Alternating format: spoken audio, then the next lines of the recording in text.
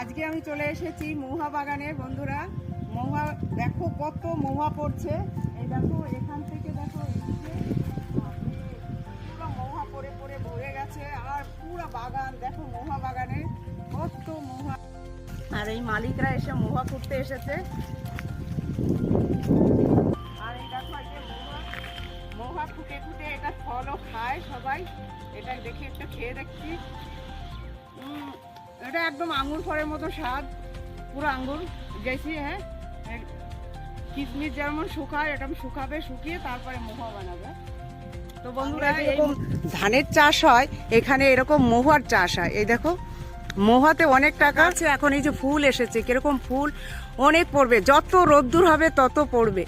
এখানে অনেক মহুয়া, দেখো কত মহুয়া পড়েছে। এই যে এখানে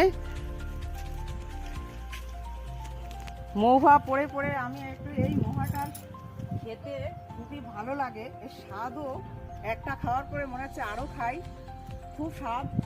কত মহুয়া দেখো, গাছগুলো দেখো কত সুন্দর। তো বন্ধুরা এই মহুয়া গাছের ভিডিওটা কেমন লাগলো তা একটু কমেন্ট করে জানাবে। যদি ভালো লাগে তাহলে